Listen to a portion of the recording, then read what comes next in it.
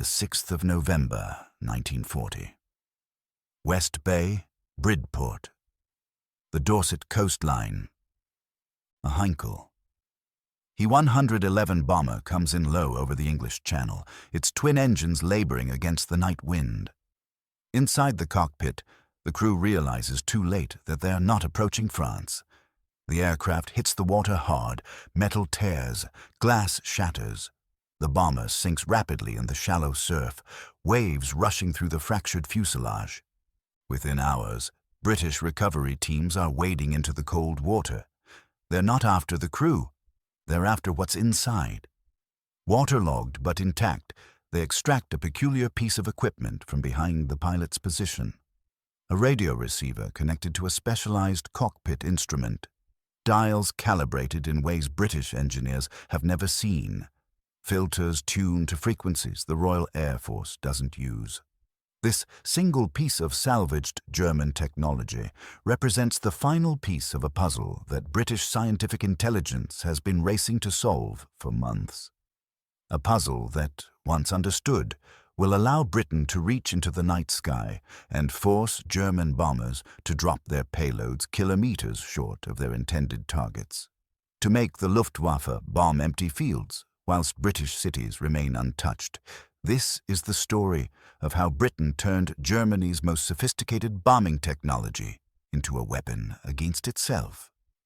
For most of 1940, Britain faced a mathematical impossibility.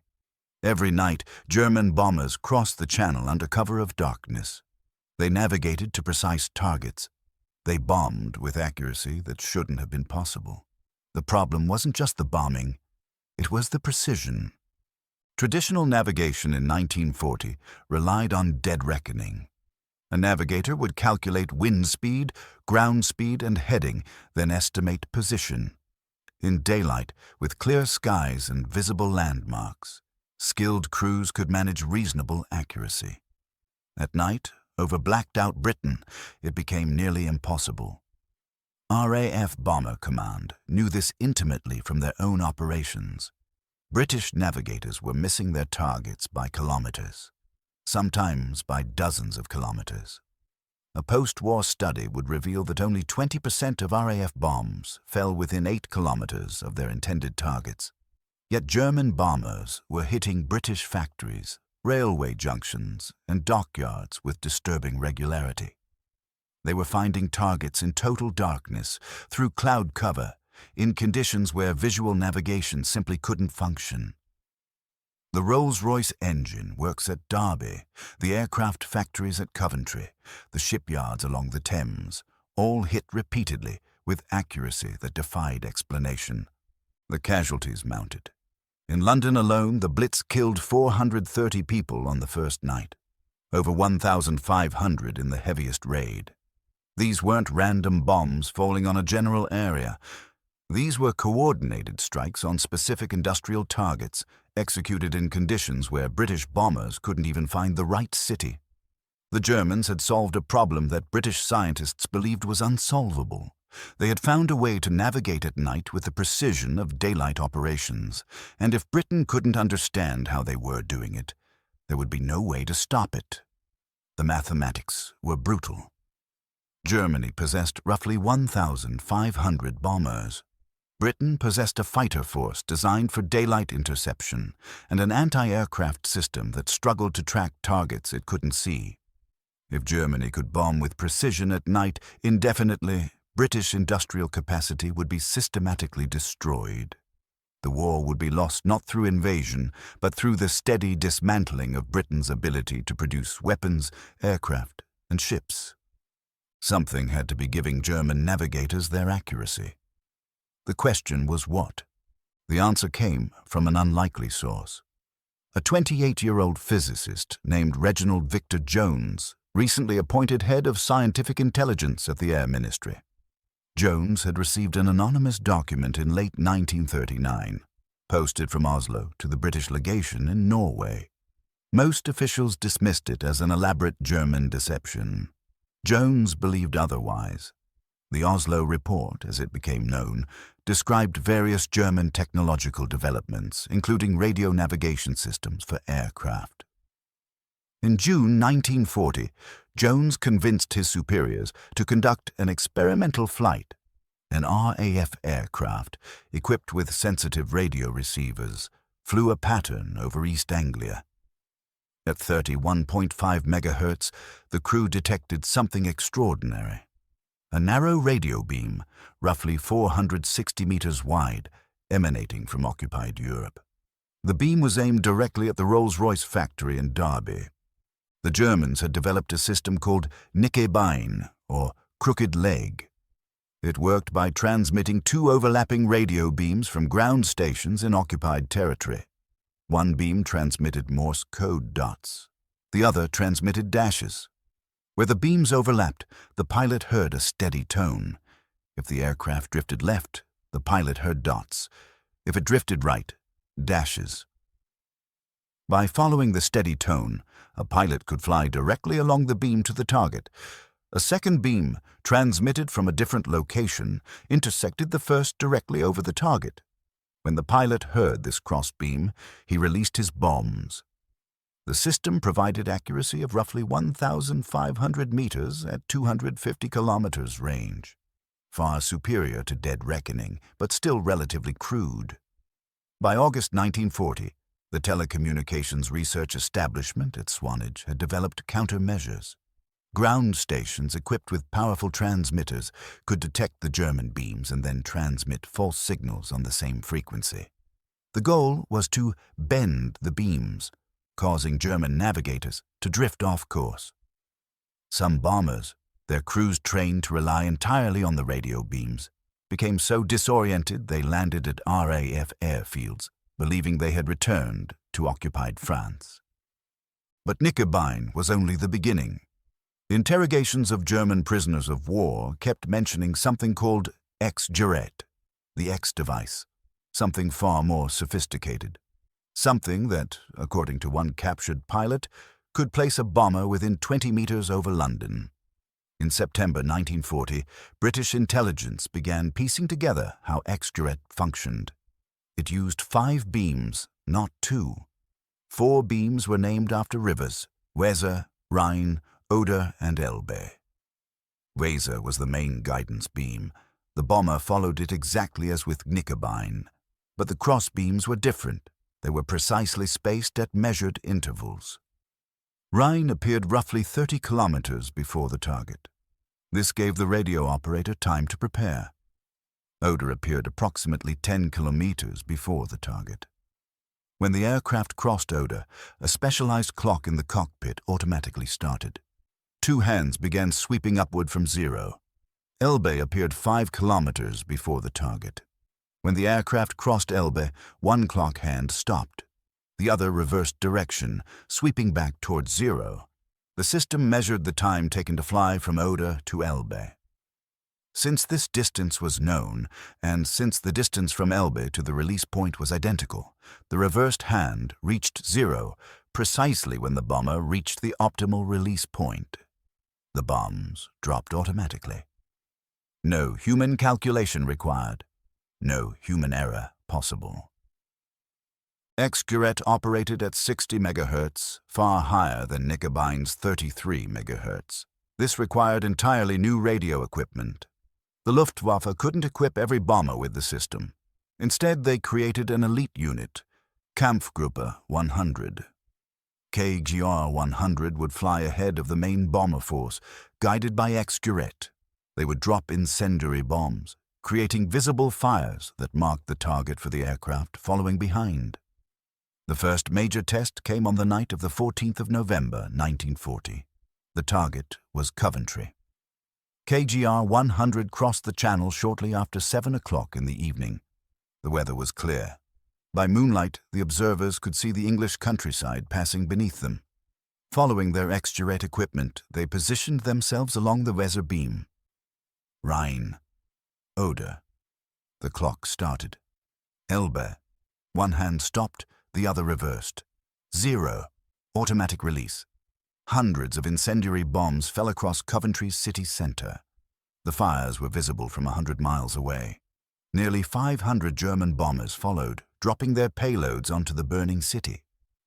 By morning, Coventry's medieval cathedral was destroyed. So was most of the city centre. Over 500 people were dead. Robert Cockburn, working at the Telecommunications Research Establishment, had developed countermeasures. Called bromide, these were ground-based transmitters designed to jam X-Gerät's frequencies. But on the night of Coventry, the jammers failed. British intelligence had estimated X-Gerät operated at 1,500 Hz. After Coventry, when the waterlogged X-Gerät equipment was recovered from the crashed Heinkel at West Bay, Cockburn's team discovered their mistake. The German system used a very sharp filter tuned to 2,000 Hz. British jamming signals at 1,500 Hz were being automatically filtered out. The X-Gerät receivers simply ignored them.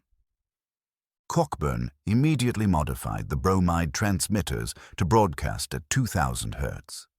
5 days after Coventry, KGR 100 prepared another major operation. The target was Birmingham, Britain's second-largest city and a vital industrial centre. The Vikings of KGR 100 took off from their base in northern France. They followed the Weser beam across the channel. Their X-Gerät equipment appeared to function normally. Rhine. Oder. Clock started. But something was wrong. British ground stations near Swanage were now transmitting powerful signals at 2,000 Hz. The German receivers detected both the genuine Elbe beam from occupied France and the false Elbe beam from Britain. The clock mechanisms, unable to distinguish between the two signals, became confused. Some received the British signal first. The reversed clock hand reached 05 kilometers before the actual target. The bombs dropped automatically, falling on empty countryside south of Birmingham. The raid scattered across the Midlands. Some bombs fell on Birmingham. Many more fell on fields, villages, and woodland. The concentration that had devastated Coventry did not materialize. The jammers were working. But Cockburn and his team wanted more than jamming. They wanted deception. If you're finding this interesting, a quick subscribe helps more than you know. The key insight came from understanding the automatic nature of X-Gerät's final bombing sequence. From the moment the aircraft crossed Elbe, the process was mechanical. The clock reversed. When it reached 0, the bombs dropped. No pilot input, no navigator confirmation, pure automation. This automation was simultaneously X-Gerät's greatest strength and its fatal vulnerability. A human navigator might notice anomalies. An automatic system simply executed its program.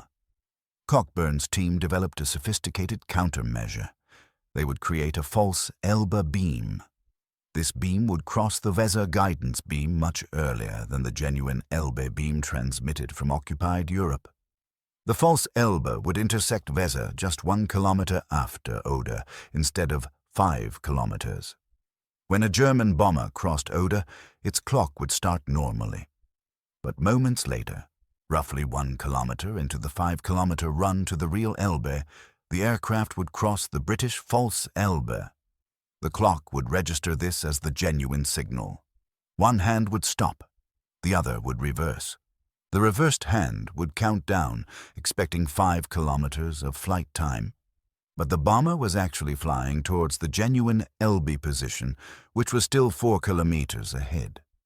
By the time the clock reached 0 and triggered automatic bomb release, the aircraft would be roughly 4 kilometers short of the target. The bombs would fall on empty fields. Setting up the false Elbe proved extraordinarily difficult. The Germans, learning from their experience with Knickebein, kept their beams switched off until the last possible moment. British monitoring stations had to detect the beams, calculate their geometry, determine the false Elbe position, and align their transmitters, all within minutes. The system required multiple ground stations working in perfect coordination. At the Telecommunications Research Establishment, Cockburn assembled what was effectively Britain's first electronic warfare operations centre. Former amateur radio enthusiasts, recruited for their technical skill, staffed monitoring posts equipped with sensitive receivers. The moment German beams activated, these operators would detect them and relay frequency and bearing information to transmitter sites. The transmitter sites, positioned at carefully surveyed locations, would calculate the precise angle needed for the false Elbe to intersect Weser at the optimal point. Engineers would physically rotate large directional antennas. Transmitters would activate. The false Elbe would be in position. The entire process, from beam detection to false Elbe transmission, took roughly 15 minutes under optimal conditions. German bombers, flying at approximately 350 kilometers per hour, could cross from Oder to target in less than 2 minutes. The margin for error was minimal, but the system worked. Throughout December 1940 and into early 1941, German bombers following X-Gerät guidance dropped thousands of tons of bombs on British countryside. Villages and farmland received the payloads intended for factories and dockyards. German intelligence officers, analyzing reconnaissance photographs, couldn't understand the discrepancy. Their beams were functioning. The equipment showed no signs of malfunction, yet somehow bombs were consistently falling short. Some Luftwaffe crews began reporting unusual behavior from their X-Gerät equipment. The clock sometimes behaved erratically. The final 5-kilometer run felt wrong, but the equipment itself showed no faults. The beams were detectable. The frequencies were correct. The automatic release mechanism worked perfectly. What the crews couldn't know was that British ground stations were reaching into their cockpits, manipulating their instruments from hundreds of kilometers away. The Germans tried a third system, Y-Gerät.